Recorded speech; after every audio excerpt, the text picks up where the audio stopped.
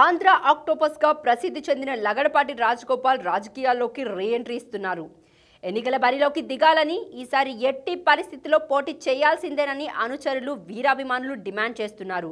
అన్ని సరే గాని రాజకీయాల్లోకి మళ్ళీ వస్తారు సరే, ఏ పార్టీలో చేరుతారు, ఎక్కడి నుంచి పోటీ చేసే అవకాశాలున్నాయి, లగడపాటి ఎవరెవరితో టచ్లో ఉన్నారు, వచ్చే రాజా అని ఆయన్ను ఎవరెవరు ఆహ్వానిస్తున్నారు, రీ-ఎంట్రీ ఇస్తున్నారని తెలిసిన వెంటనే టచ్లోకి వెళ్లిన నేతలెవరు, లగడపాటి విజయవాడ నుంచి ఎంపీగా పోటీ చేయాలన్నది ఆయన అభిమానులు, ముఖ్య అనుచరులు ఉద్దేశం.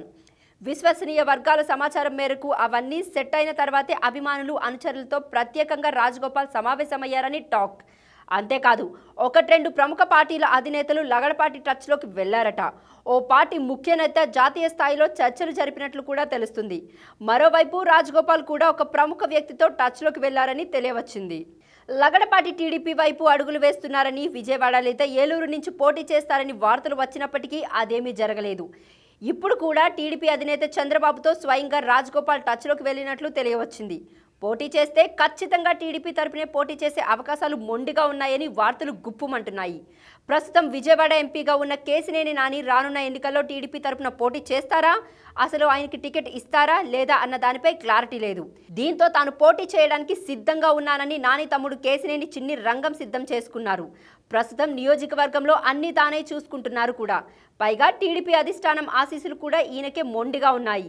ఈ పరిస్థితుల్లో ఒకవేళ లగడపాటి టీడీపీలో చేరితే ఎలా ఉంటుంది, పోటీ చేస్తారా, అసలు టికెట్ ఇచ్చే పరిస్థితి ఉందా అనేది కూడా ప్రశ్నార్థకంగానే ఉంది. ఒకవేళ టీడీపీ టికెట్ దక్కితే మాత్రం గెలుపు పక్కా అని రాజకీయ విశ్లేషకులు అభిప్రాయపడుతున్నారు. మాజీ సీఎం, బీజేపీ అధినేత, కార్యదర్శిగా ఉన్న నల్లారి కిరణ్ కుమార్ రెడ్డికి లగడపాటి నుంచి సన్నిహిత సంబంధాలు ఉన్నాయి. బీజేపీలో చేరిన అతి కొద్ది రోజుల్లోనే కిరణ్ కుమార్ రెడ్డికి మంచి ప్రాధాన్యత ఇచ్చింది అధిష్టానం.